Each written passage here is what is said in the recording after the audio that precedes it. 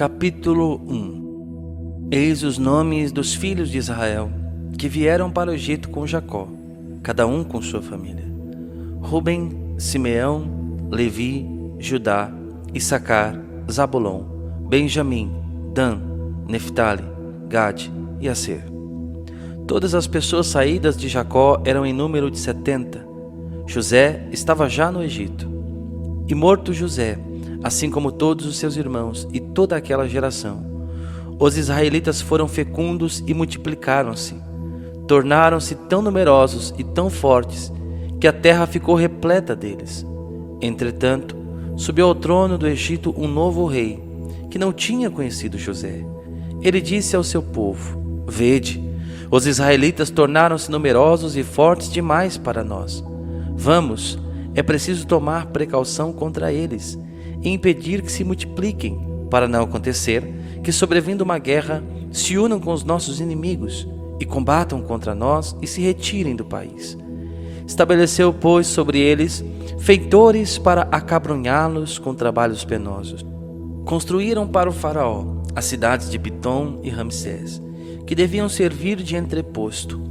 Quanto mais os oprimiam, porém, tanto mais eles se multiplicavam e se espalhavam, a ponto de os egípcios os aborrecerem.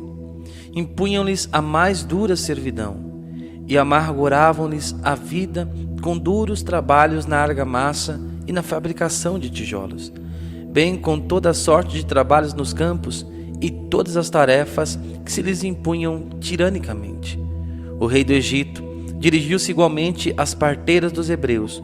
Uma se chamava Sefra e a outra Fua, e disse-lhes: Quando assistirdes às mulheres dos hebreus e as virdes sob o leito, se for um filho, matai-o, mas se for uma filha, deixai-a viver. Mas as parteiras temiam a Deus e não executaram as ordens do rei do Egito, deixando viver os meninos. O rei mandou-as chamar então e disse-lhes: Por que agistes assim e deixastes viver os meninos? Porque responderam elas ao faraó: As mulheres dos hebreus não são como as dos egípcios. Elas são vigorosas e já dão à luz antes que chegue a parteira. Deus beneficiou as parteiras. O povo continuou a multiplicar-se e a espalhar-se. Porque elas haviam temido a Deus, ele fez prosperar suas famílias. Então o faraó deu esta ordem a todo o seu povo: Todo menino que nascer, vós o atirareis ao Nilo. Deixareis, porém, viver todas as meninas. Capítulo 2. Um homem da casa de Levi tinha tomado por mulher uma filha de Levi, que concebeu e deu à luz um filho. Vendo que era formoso, escondeu-o durante 3 meses. Mas, não podendo guardá-lo oculto por mais tempo, tomou uma cesta de junco, untou-a de betume e piche, colocou dentro o menino e depô-la à beira do rio, no meio dos caniços. A irmã do menino ficou parada a alguma distância para ver o que lhe havia de acontecer. Ora, a filha do faraó desceu ao rio para se banhar, enquanto suas criadas passeavam à beira do rio. Ela viu a cesta no meio dos juncos e mandou uma de suas criadas buscá-la. Abriu-a e viu dentro o menino que chorava, e compadeceu-se. É um filho dos hebreus, disse ela. Veio então a irmã do menino e disse à filha do faraó: Queres que vá procurar entre as mulheres dos hebreus uma ama de leite para amamentar o menino? Sim, disse a filha do faraó. E a moça correu a buscar a mãe do menino. Toma este menino, disse-lhe a filha do faraó, amamenta-o, te darei o teu salário. A mulher tomou o menino e o amamentou. Quando o menino cresceu, ela o conduziu à filha do faraó, que o adotou como seu filho e deu-lhe o nome de Moisés, porque disse ela: Eu o salvei das águas. Moisés cresceu. Um dia em que saíra por acaso para ir ter com seus irmãos, foi testemunha de seus duros trabalhos e viu um egípcio ferindo um hebreu dentre seus irmãos. Moisés, voltando-se para um e outro lado e vendo que não havia ali ninguém, matou o egípcio e ocultou-o na areia. Saindo de novo no dia seguinte, viu 2 hebreus que estavam brigando e disse ao culpado: Por que feres o teu companheiro? Mas o homem respondeu-lhe: Quem te constituiu chefe e juiz sobre nós? Queres porventura matar-me como mataste o egípcio? Moisés teve medo e pensou: certamente a coisa já é conhecida. O faraó, sabendo do ocorrido, procurou matar Moisés, mas este fugiu para longe do faraó. Retirou-se para a terra de Madiã e sentou-se junto de um poço. Ora, as 7 filhas do sacerdote de Madiã vieram tirar água do poço e encher as gamelas para dar de beber às ovelhas de seu pai. Sobrevindo então alguns pastores, as expulsaram. Moisés, porém, tomou sua defesa e deu de beber ao seu rebanho. E voltando elas para junto de Raguel, seu pai, este disse-lhes: por que voltais hoje tão cedo? Elas responderam: um egípcio nos protegeu contra alguns pastores, e além disso, tirou água ele mesmo e deu de beber aos animais. Onde está ele? Perguntou às suas filhas. Por que o deixaste partir? Chamai-o para que coma alguma coisa. Moisés aceitou ficar em casa deste homem, o qual lhe deu por mulher sua filha Séfora. Ela teve um filho, que Moisés chamou de Gerson, porque disse ele: sou apenas um hóspede em terra estrangeira. Muito tempo depois, morreu o rei do Egito. Os israelitas, que gemiam ainda sob o peso da servidão, clamaram, e do fundo de sua escravidão subiu o seu clamor até Deus. Deus ouviu seus gemidos e lembrou-se de sua aliança com Abraão, Isaque e Jacó. Olhou para os israelitas e reconheceu-os. Capítulo 3. Moisés apacentava o rebanho de Jetro, seu sogro, sacerdote de Madiã. Um dia em que conduzira o rebanho para além do deserto, chegou até a montanha de Deus, Horebe. O anjo do Senhor apareceu-lhe numa chama que saía do meio a uma sarça.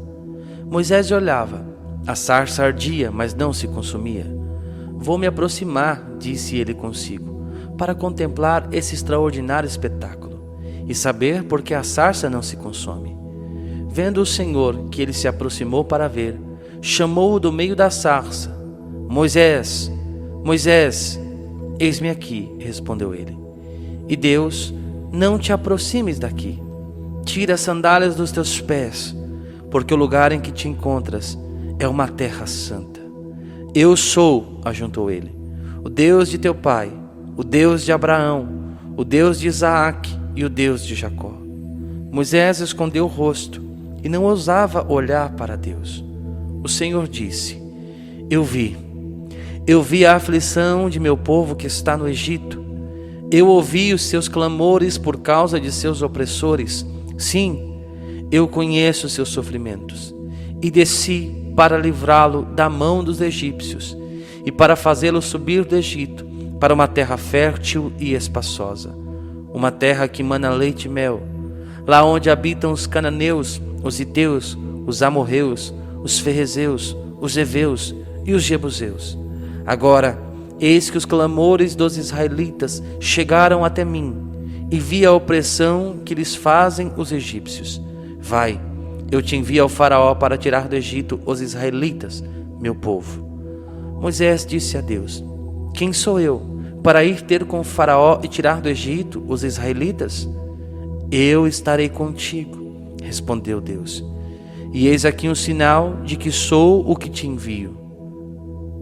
Quando tiveres tirado o povo do Egito, servireis a Deus sobre esta montanha. Moisés disse a Deus: quando eu for para junto dos israelitas e lhes disser que o Deus de seus pais me enviou a eles, que lhes responderei se me perguntarem qual é o seu nome?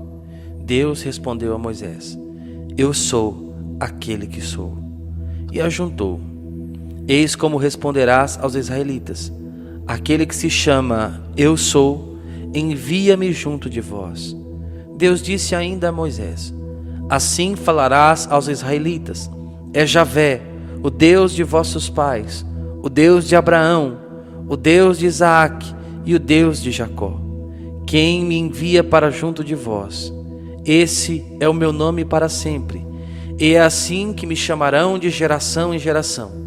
Vai, reúne os anciãos de Israel e diz-lhes: o Senhor, o Deus de vossos pais, o Deus de Abraão, de Isaque e de Jacó, apareceu-me e disse-me: eu vos visitei e vi o que se vos faz no Egito, e disse: Eu vos tirarei do Egito, onde sois oprimidos, para fazer-vos subir para a terra dos cananeus, dos heteus, dos amorreus, dos ferrezeus, dos heveus e dos jebuseus, terra que mana leite e mel.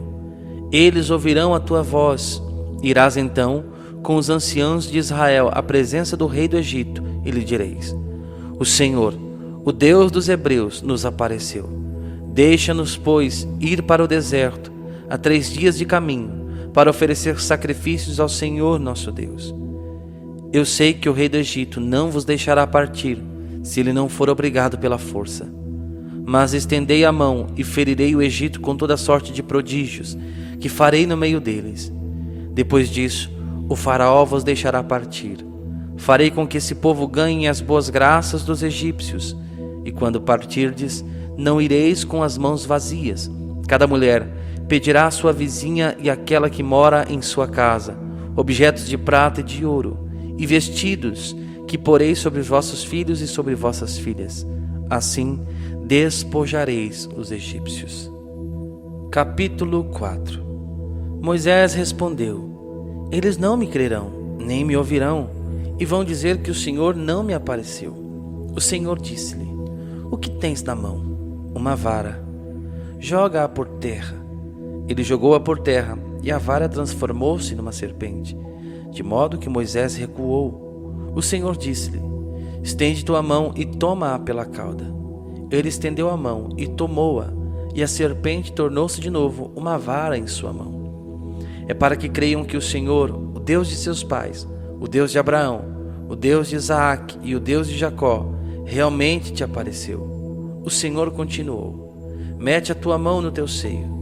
Ele meteu a mão em seu seio, e quando a retirou, sua mão estava leprosa, tão branca como a neve. O Senhor disse-lhe: Mete de novo a mão em teu seio.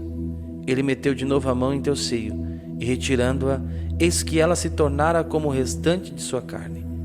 Se não te crerem, nem obedecerem à voz do primeiro prodígio, crerão à voz do segundo. Se ainda permanecerem incrédulos diante desses 2 prodígios, nem te ouvirem, tomarás da água do Nilo, e a derramarás por terra. A água tirada do rio se tornará sangue sobre a terra. Moisés disse ao Senhor: Ah, Senhor, eu não tenho o dom da palavra, nunca o tive, nem mesmo depois que falasses ao vosso servo, tenho a boca e a língua pesadas. O Senhor disse-lhe: Quem deu uma boca ao homem? Quem o faz mudo ou surdo? O faz ver ou o faz cego? Não sou eu o Senhor? Vai, pois, eu estarei contigo quando falares, e te ensinarei o que terás de dizer. Ah, Senhor, disse Moisés, mandai quem quiserdes. Então o Senhor irritou-se contra Moisés. Não tens Arão, disse ele, teu irmão, o levita? Eu sei que ele fala bem. Ele justamente que vem ao teu encontro, e vendo-te, se alegrará o seu coração. Tu lhe falarás, lhe porás as palavras na boca, e quando falardes, eu estarei contigo e com ele, e vos ensinarei o que tereis a fazer. É ele quem falará ao povo em teu lugar. Ele te servirá de boca, e tu lhe servirás de Deus. Toma em tua mão esta vara, com a qual operarás prodígios. Moisés partiu de volta para junto de Jetro, seu sogro. Disse-lhe: Rogo-te que me deixes partir e voltar para junto de meus irmãos no Egito. Vou ver se ainda vivem. Jetro disse a Moisés: Vai em paz. O Senhor disse a Moisés em Madiã: Vai, volta ao Egito, porque todos aqueles que atentavam contra a tua vida estão mortos. Moisés tomou consigo sua mulher e seus filhos, fê-los montar em jumentos e voltou para o Egito. Levava na mão a vara de Deus.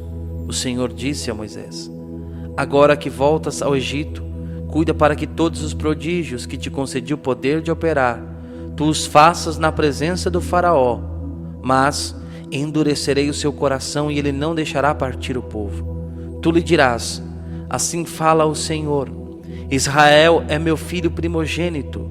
Eu te digo: deixai ir o meu filho, para que ele me preste um culto. Se te recusas a deixá-lo partir, farei perecer teu filho primogênito.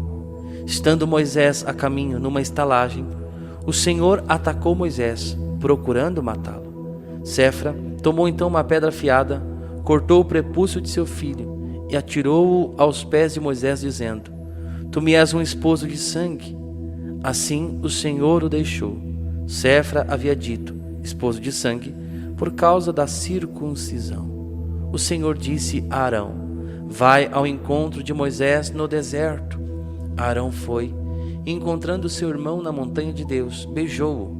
Moisés contou-lhe tudo o que lhe tinha dito o Senhor ao enviá-lo, e todos os prodígios que lhe tinha ordenado fazer. Moisés e Arão continuaram seu caminho e reuniram todos os anciãos de Israel.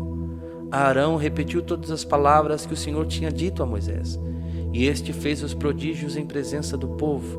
O povo acreditou, e tendo ouvido que o Senhor viera visitar os filhos de Israel e que vira sua aflição, inclinaram-se e prostraram-se.